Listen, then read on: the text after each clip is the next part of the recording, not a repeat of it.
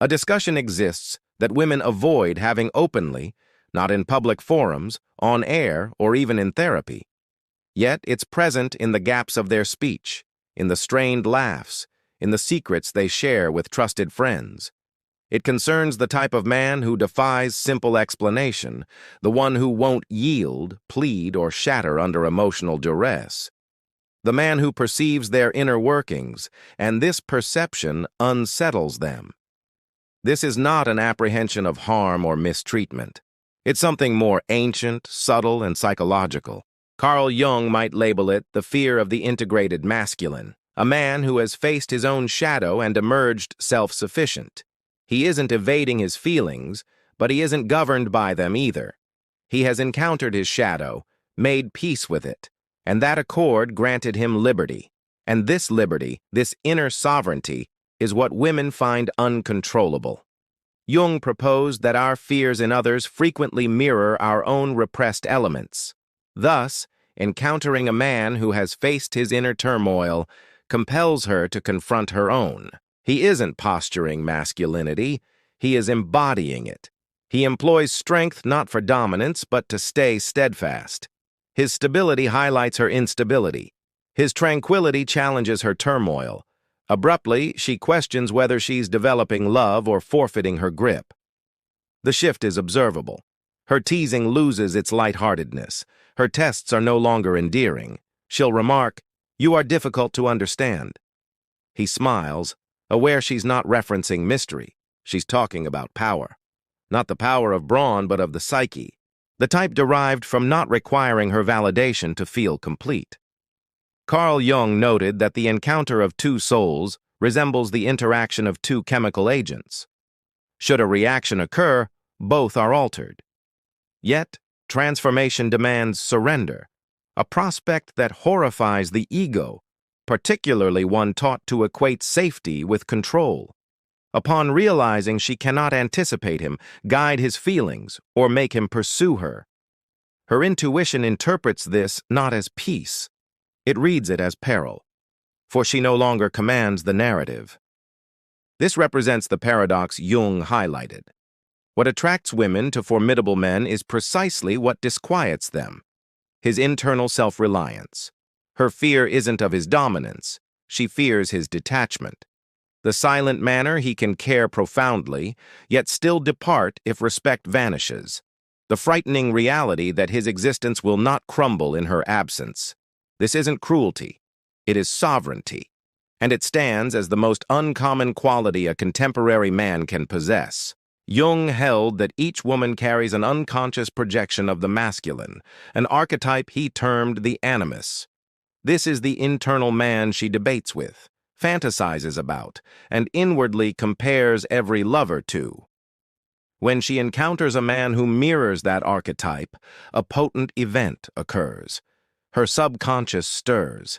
She doesn't merely observe him, she senses him, as though he is a component of her she has long awaited. Yet this is the paradox Jung identified. The man who sparks her most profound attraction simultaneously incites her most profound fear. Why? Because he is not simply another individual. He is a reflection of her internal landscape, her suppressed wants, her untamed ambition, her quiet fury, her concealed wisdom. Upon meeting a man embodying her own disowned traits, she perceives him as both magnetic and dangerous.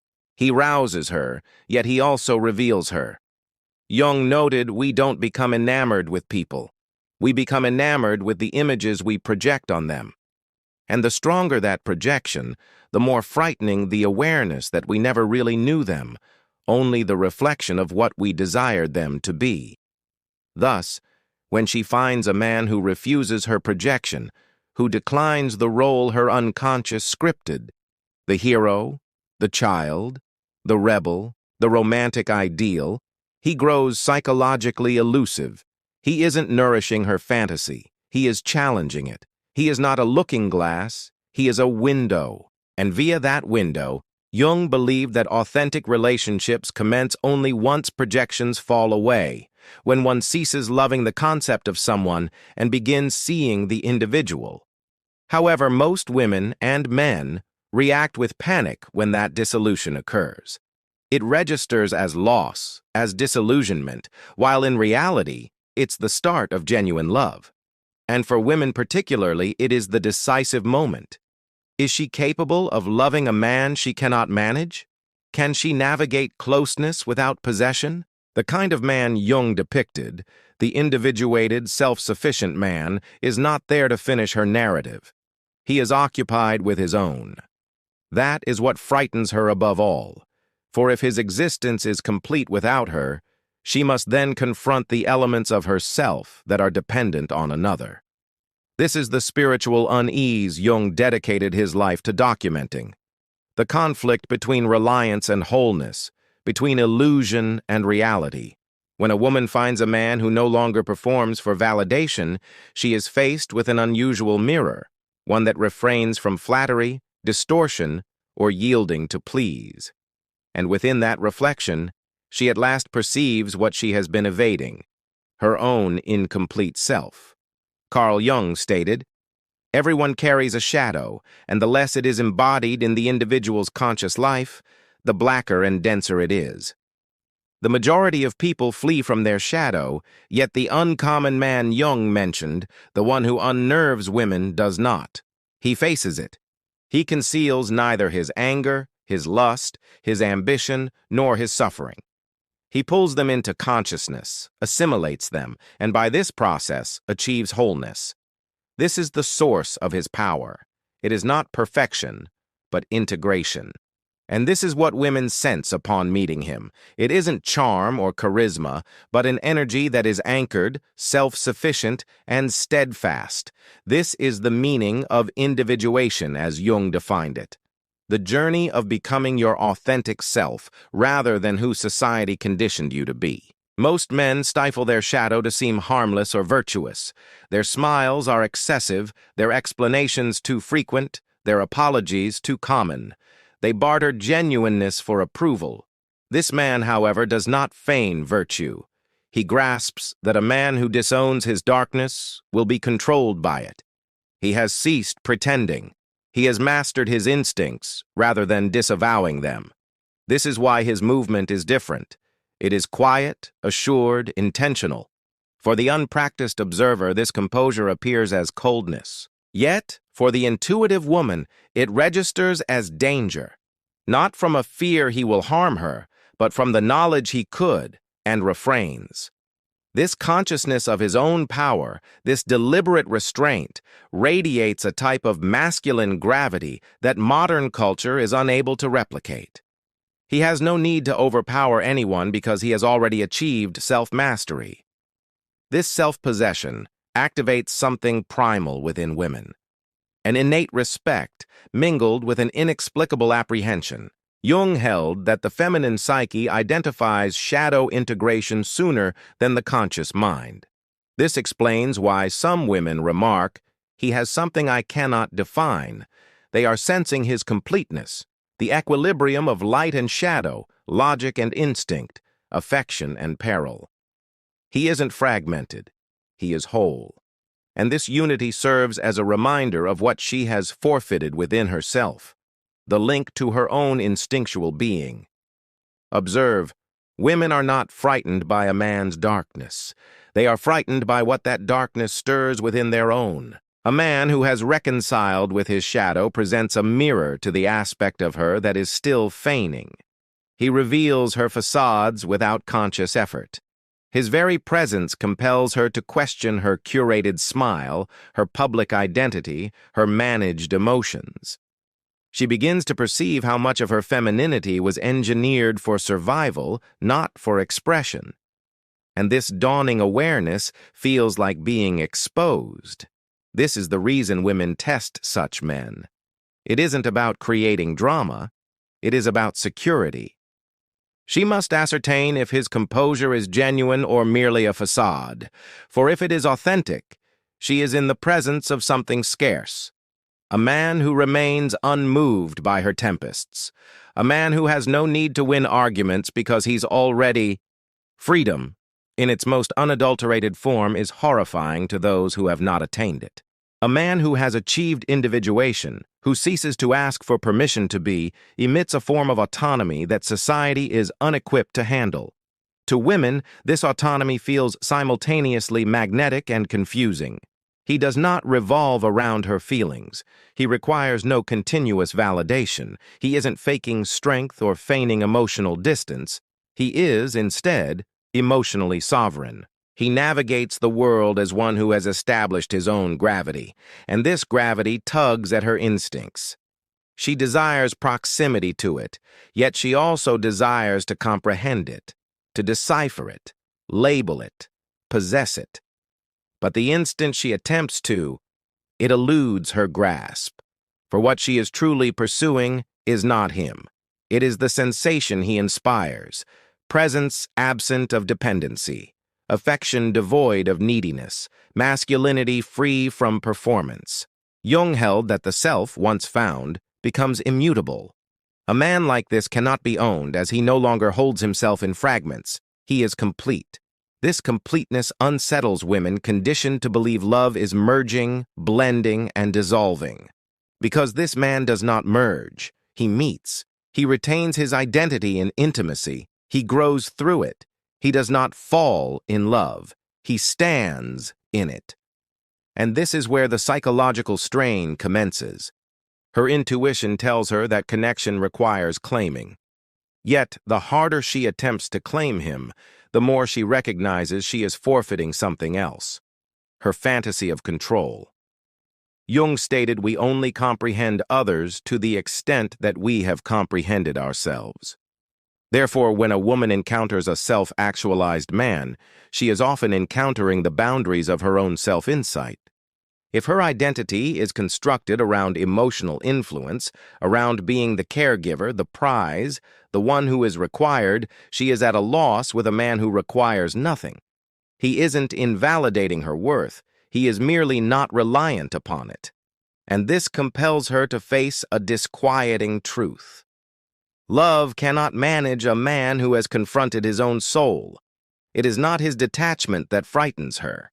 It is his completeness, because his completeness mirrors her fragmentation. His composure reveals her emotional instability. His self-reliance underscores her self-doubt. And the more she senses this disparity, the more her attraction transforms into resistance. One instant, she desires closeness. The next, she desires to flee. This isn't inconsistency. It is the psyche grappling with transformation. Jung would argue she is projecting her unrealized potential onto him, the aspects of her that yearn for freedom, purpose, and spiritual autonomy. She is attracted to her potential if she ceased attempting to manage everything she dreads. But rather than assimilating that insight, she wrongly identifies him as the origin of her imbalance. Consequently, she attempts to humble him, alter him, humanize him, not from malice, but from self-preservation. What she fails to grasp is that this type of man is untamable because he is not resisting. He isn't fighting her influence. He is, quite simply, immune to it. His core equilibrium is internal. His feelings, choices, and tranquility originate from within, not from external validation, approval, or affection. This is what Jung signified by saying, "Who looks outside dreams. Who looks inside awakes." The man who has gazed inward is awake, and this awakening is irreversible. Carl Jung proposed that when two awakened souls encounter one another, they do not fall in love. They collide, they agitate one another's unconscious, they summon the repressed, and they ignite the dormant areas of the psyche. This is why women frequently waver between venerating and resenting this type of man. The man who defies control. He refuses to follow the emotional narrative she is accustomed to. He neither pursues her highs nor reacts to her lows. He hears her without losing his center. He cares without disintegrating. And he loves without ceding his core. That equilibrium, that quiet self-possession, it becomes the battleground. Initially, it captivates her. She is attracted to his composure, his certainty, his self-control. she will label it maturity, confidence, depth. But her prolonged proximity to him increasingly exposes her own emotional dependency, the compulsion to be in charge of the relationship's emotional climate. She understands she cannot incite him. Her typical testing mechanisms: silence, withdrawal, tears, indifference. They all prove ineffective. Jung noted that we do not truly see people. We see our own complexes mirrored through them, and this is why she misreads his peace as arrogance, his self-sufficiency as detachment. She is not perceiving him accurately. She is perceiving the reflection of her own unassimilated chaos. The man who defies control becomes the surface onto which her fears are cast. The fear of being unnecessary, the fear of being unselected, the fear of being invisible. Yet none of these fears originate with him.